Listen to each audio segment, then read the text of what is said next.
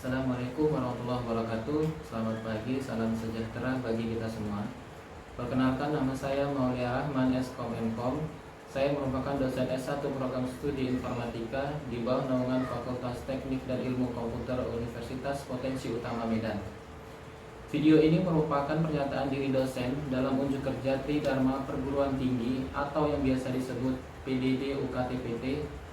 Pada kesempatan kali ini, saya akan menjelaskan mata kuliah yang saya ampu, yaitu mata kuliah pemrograman internet. Mata kuliah ini didapati pada semester 4 dengan jumlah bobot 3 SKS, meliputi 2 SKS teori dan 1 SKS praktek. Pada mata kuliah ini, saya menerapkan sistem Delivery Interaction Assessment, yaitu penyampaian materi pembelajaran, kemudian adanya forum diskusi, dan yang terakhir adalah tugas dan kuis. Deskripsi pada mata kuliah ini adalah mahasiswa belajar berbagai konsep yang ada di pemrograman internet, seperti pengetahuan dasar tentang variabel dan operator, objek, perintah percabangan dan perulangan dalam bahasa pemrograman JavaScript dan PHP, sehingga memberikan pemahaman dan pengetahuan kepada mahasiswa untuk mengenal dasar pemrograman internet dan mahasiswa dapat membuat aplikasi sederhana. Selanjutnya, capaian pembelajaran mata kuliah pemrograman internet adalah mahasiswa memahami dasar-dasar konsep yang terdapat di pemrograman internet. Mahasiswa mampu merancang variabel dan operator, objek, perintah percabangan dalam JavaScript. Mahasiswa mampu merancang kejadian atau event dan penanganan kejadian. Mahasiswa mampu membuat frame dan marquee. Mahasiswa mampu merancang sebuah form dengan bahasa pemrograman JavaScript. Mahasiswa mampu mengetahui dan memahami mengenai PHP. Mahasiswa mampu membuat variabel dan operator, escape karakter, pengulangan, file, dan array dalam PHP. Mahasiswa mampu merancang dalam pembuatan aplikasi sederhana. Selanjutnya, materi pembelajaran yang saya berikan kepada mahasiswa yaitu penjelasan tentang pengenalan JavaScript, struktur statement JavaScript, penulisan program JavaScript secara terpisah dan program pertama JavaScript, pengenalan variabel, operator, objek, percabangan, perulangan, marquee dan frame pada bahasa pemrograman JavaScript, perancangan form dengan bahasa pemrograman JavaScript, kemudian pengenalan struktur statement, penulisan program dan program pertama PHP, penjelasan variabel dan operator pada PHP, pengenalan escape karakter, spesial karakter, dan struktur kontrol ataupun kondisi dalam PHP, struktur perulangan dalam PHP, file dan array dalam PHP, pembuatan aplikasi sederhana dengan bahasa pemrograman PHP. Untuk sistem pembelajaran, saya melakukan perkuliahan dengan tatap muka. Untuk materi saya sajikan dalam bentuk slide PowerPoint. Mahasiswa dapat mendownload sendiri materi tersebut melalui aplikasi Google Classroom. Penggunaan aplikasi Google Classroom bukan hanya pemberian materi saja, tetapi dapat mengirimkan kembali tugas ataupun kuis mereka melalui aplikasi tersebut. Untuk praktikum, selain mahasiswa dapat bimbingan langsung dari saya, mereka dapat mengikuti tutorial step by step dari modul praktikum yang saya berikan. Saya juga menggunakan aplikasi WhatsApp sehingga tempat diskusi dan konsultasi dengan mahasiswa. Untuk metode pembelajaran yang pertama adalah ceramah. Diharapkan mahasiswa dapat termotivasi untuk meningkatkan pembelajarannya. Yang kedua adalah diskusi. Di sini mahasiswa bekerja sama dengan tim untuk memecahkan suatu permasalahan atau menyelesaikan sebuah proyek yang saya berikan, sehingga mahasiswa dapat terlatih untuk mengatasi suatu masalah serta dapat berpikir kritis dalam menyelesaikan suatu permasalahan tersebut. Yang ketiga yaitu praktikum untuk meningkatkan keterampilan mahasiswa, khususnya di bahasa pemrograman internet, dan menunjang kreativitas mahasiswa dalam merancang sebuah website. Untuk sistem penilaian saya berikan mengikuti sistem akademik yang ada di kampus, yaitu dengan presentasi 10% untuk presensi, 20% untuk tugas, 10% untuk kuis, 25% untuk UTS, dan 35% untuk UAS. Nah, pada setiap pertemuan saya memberikan poin untuk membantu nilai tugas dari mahasiswa, sehingga mahasiswa termotivasi untuk giat belajar di setiap pertemuan. Pemberian poin tersebut berdasarkan persepsi mahasiswa, yaitu bagaimana mereka mengungkapkan suatu pendapat, kemudian interaktif dan responsif mahasiswa terhadap materi yang saya berikan, dan yang terakhir adalah praktikum, di mana saya memberikan kepada mahasiswa yang berhasil menyelesaikan praktikum paling cepat.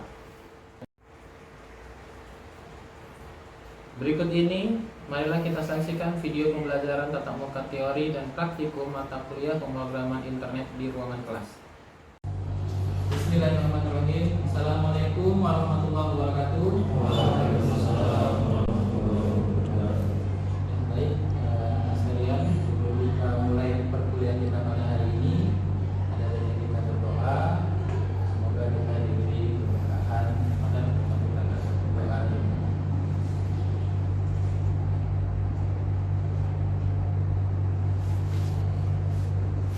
Selesai. Ya, ini sepertinya hadir semua ya. Ya, ini tolong dulu sini dong. Ini lebih enak. Ya. Oke, jadi hari ini kita ya melanjutkan pertemuan kita, yaitu pertemuan keempat. Ya. Pada pertemuan keempat ini kita akan mempelajari tentang bentuk percabangan pada JavaScript. Adapun yang materi sebelumnya yang sudah kita pelajari mengenai objek dalam JavaScript, kaitannya ialah pada percabangan pada JavaScript ini nanti kita akan memasukkan objek-objek JavaScript yang pada pertemuan sebelumnya sudah kita lakukan. Nah, seperti itu.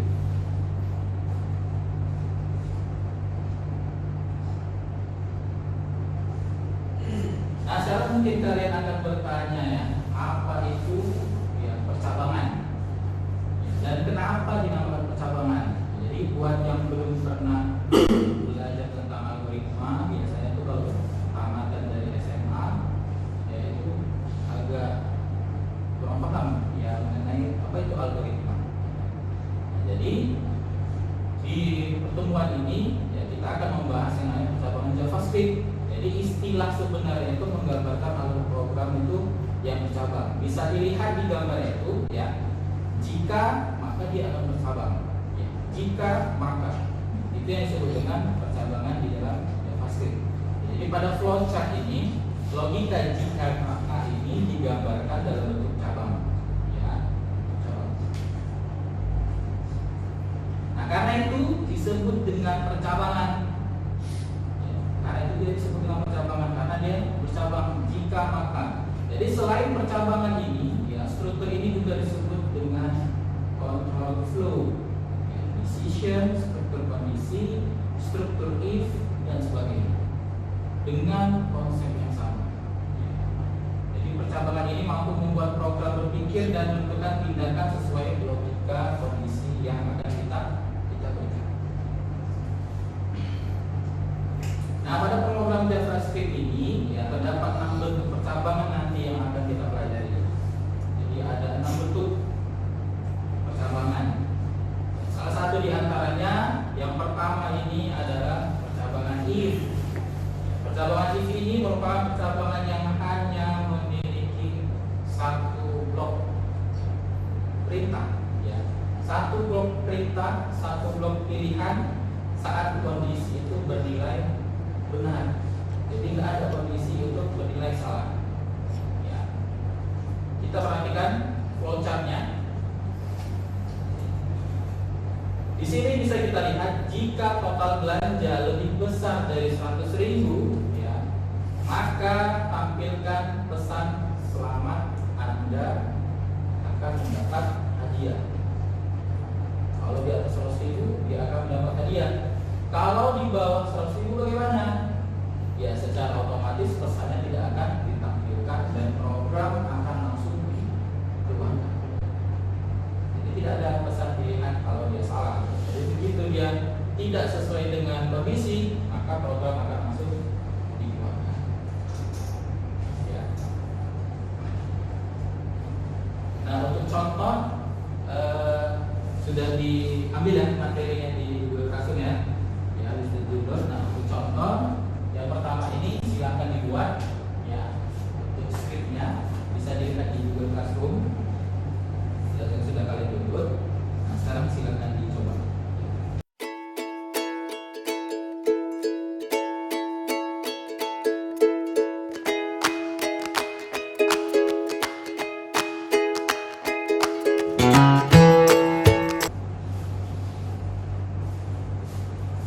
Ya, apa jawabannya?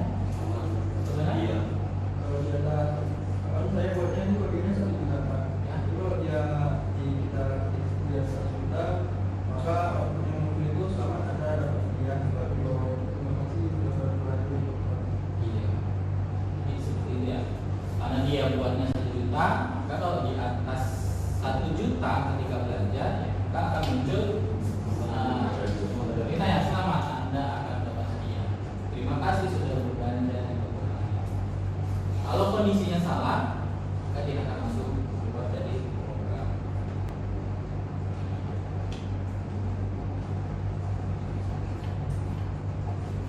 Jadi tampilannya seperti ini ya. Jika dijalankan maka dia muncul sebuah alert yang peringatan. Soal perhatikan bagian ini ya, di bagian ini adalah struktur kondisinya. Ya, ini adalah struktur kondisinya. Dimana jika total belanja lebih dari 1 juta, maka dokumen right-nya penjelasannya adalah selamat adalah. Ini yang disebut dengan sebuah blok. Coba diperhatikan. Blok program pada JavaScript ini diawali dengan tanda buka kurung kurawal dan diakhiri dengan tutup kurawal juga. Namun, ya karena blok perintahnya itu cuma 1 statement, maka dia tidak perlu dibuat blok tutup kurawal. Tapi itu hanya untuk 1 statement. Ya, kalau lebih dari itu, maka kita wajib menggunakan blok tutup kurawal. Untuk yang kedua, yang pertama dari percabangan if. Untuk yang kedua yaitu percabangan if else. Perjalanan iterasi ini merupakan percabangan yang memiliki 2 blok pilihan.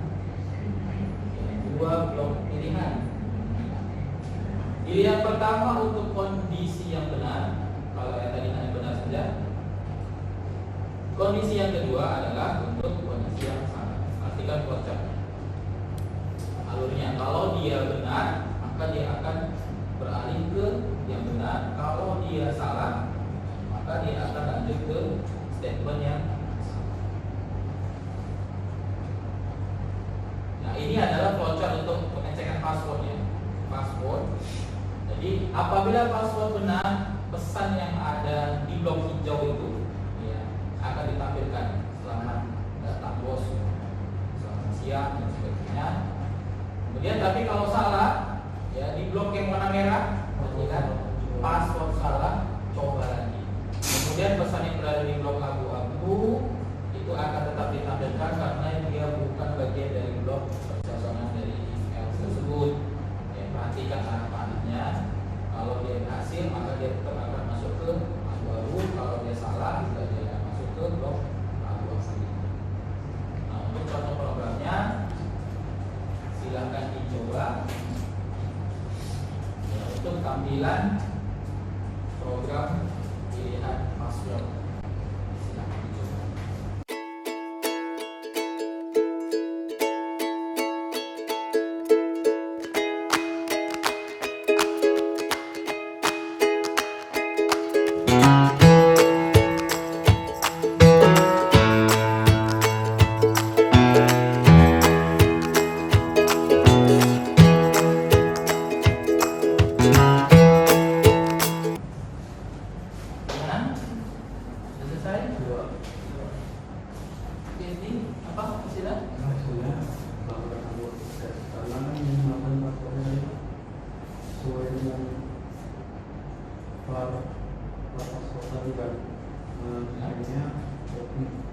Jadi paling dari kopi itu dia langsung keluar kopi. Iya, jadi kalau kita lihat di sini ya adalah passwordnya kopi ya. Jika jika passwordnya copy, selamat datang bos. Ya. Kalau passwordnya itu salah, misalnya bukan copy, ya selain copy, maka password salah, coba lagi. Ya, terima kasih sudah menggunakan aplikasi ini. Di sini ada dua statement. Pertama statement benar, yang kedua adalah statement yang salah. Selanjutnya yang ketiga ada percabangan if, else, dan if. Jadi di sini ada beberapa percabangan statement, ya, di mana percabangan if, else, if ini merupakan percabangan yang memiliki lebih dari dua blok pilihan. Kalau tadi satu blok, kemudian dua blok, ini lebih dari dua blok. Coba perhatikan flowchartnya, ya, perhatikan flowchart situ. Perhatikan blok-blok yang saya berikan warna. Ini ada blok untuk percabangan if, else, if. Kita bisa menambahkan berapapun blok yang ada kita inginkan. Ya, misalnya di sini kalau nilainya itu lebih dari 90, dia dapat nilai A, lebih dari 80 nilai B, lebih dari 70 nilai C. Dan kalau selain daripada yang kita statementkan, maka dia akan masuk ke blok yang berwarna merah. Kemudian akan ditampilkan grade-nya cerita. Contohnya bisa dicoba. Silakan.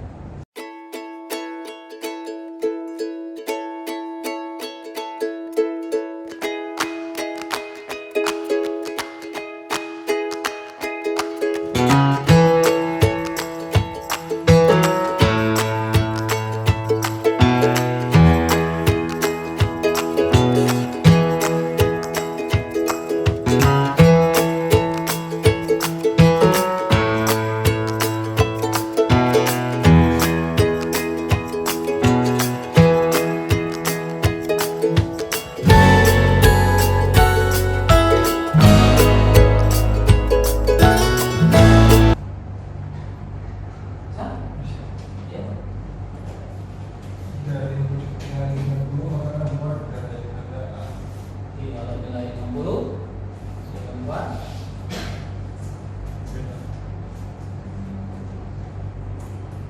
Dari nilai 60 maka data Anda B plus 1. Iya. Jadi perhatikan yang kondisinya. Jika nilai 90, ya lebih dari atau sama dengan. Lebih dari atau sama dengan 90, dia grade-nya adalah A.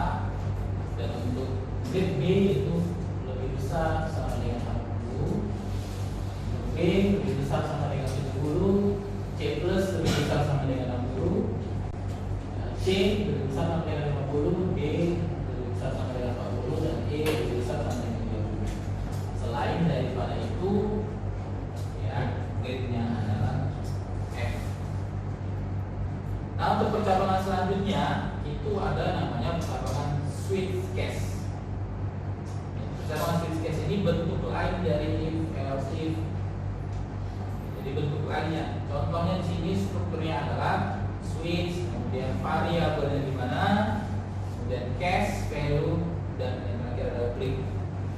Ya. Jadi kita dapat membuat blok kode, ya, atau disebut dengan cache, itu sebanyak yang kita inginkan di dalam blok switch-nya. Ya, pada value kita bisa isi dengan nilai yang nanti akan dibandingkan dengan variabel. Jadi setiap cache harus diakhiri dengan break. Jadi kalau sudah cache-nya satu dibuat, kemudian jangan lupa dibuat break. Kemudian pemberian break bertujuan agar program berhenti. Jadi kalau cache-nya sudah benar, break itu tujuannya hanya untuk memberhentikan program bahwa ini sudah benar. Akan program akan langsung berhenti. Nah, untuk contoh programnya bisa dikerjakan.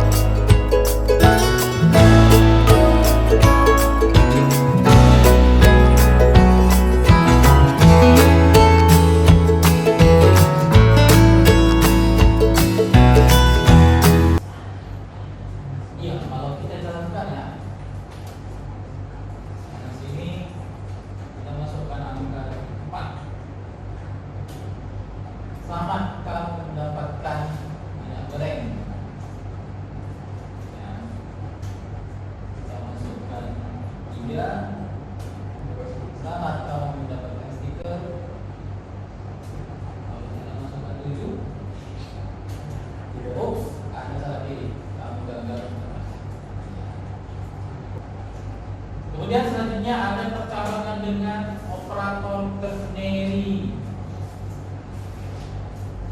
Jadi operator ternary ini bisa dibilang sama kayak else juga. Jadi ini adalah bentuk sifatnya dari else dengan operator ternary. Ya. Jadi tidak menggunakan else, namun dia menggunakan operator. Operator yang tadi itu misalnya di sini, ya, tanya jawab. Apakah Jakarta ibu kota Indonesia? Kemudian kita pakai operator, itu sama dengan kalau iya, maka benar. Kalau selain itu jawabannya salah. Silakan.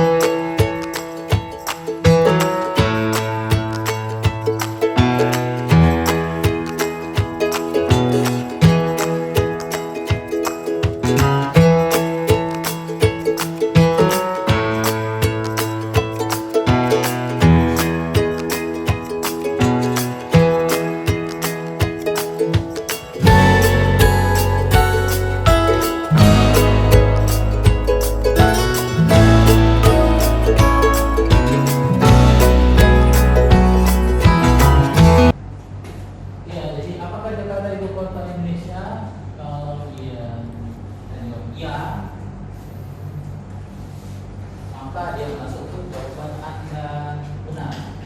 Selain dari itu adalah jawaban Anda salah. Untuk yang terakhir adalah percabangan sarang atau biasa disebut dengan estet. Kita juga dapat membuat percabangan dalam percabangan. Ini disebut dengan percabangan sarang atau dengan disebut dengan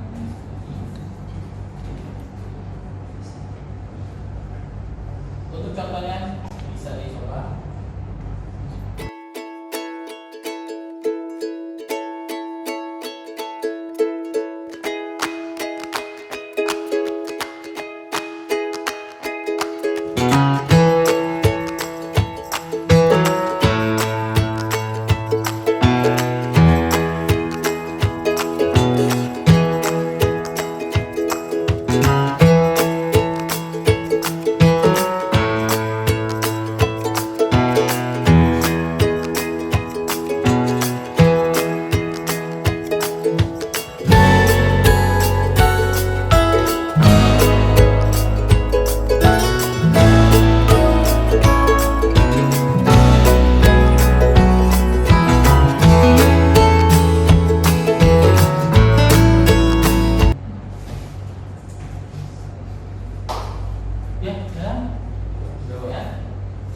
Jadi kalau username dan passwordnya benar, maka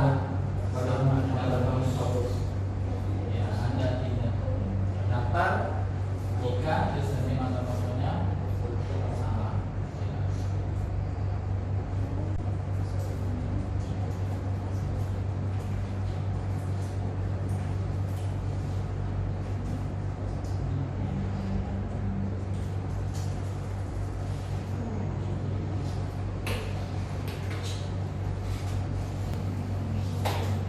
Baik, kesimpulannya apa kira-kira? Ya, kesimpulannya blok percabangan itu merupakan blok kode yang harus dipenuhi. Kenapa? Karena kita banyak menggunakan di dalam pemrograman. Ya, apapun bahasa pemrograman itu biasanya kaitannya itu selalu dengan percabangan.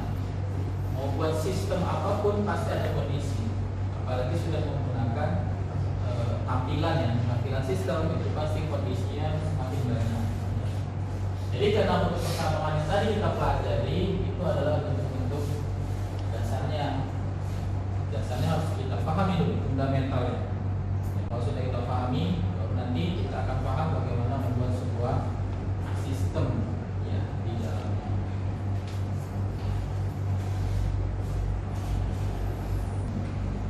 Oke, ada pertanyaan?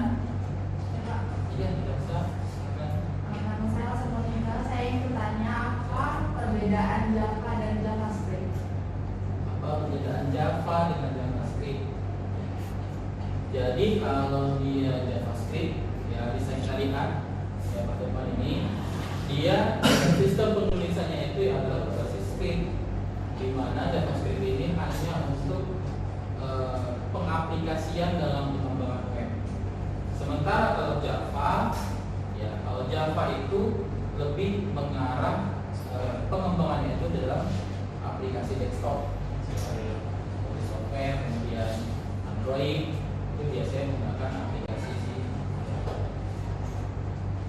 Ya, saya dari ya Saya ingin bertanya, apakah JavaScript bisa dihubungkan dengan bahasa web yang lain? ya pastinya bisa ya, karena dia tadi ya jawaban dari perbedaan antara JavaScript dan Java tadi ya, bahwa kalau kita lihat codingan-codingan yang kita buat dicontohkan itu dihubungkan dengan HTML, ya itu hubungan dengan HTML.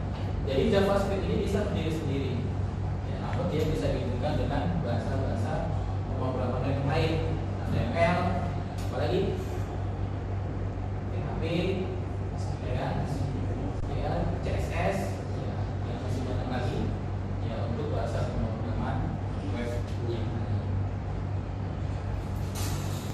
Ya. Oke, lagi. Oke, saya rasa cukup untuk tugasnya. Ya, untuk tugasnya bisa dilihat di Google Classroom. Ya, bisa di-download di sana. Oke. Ya, ada tulisan di situ.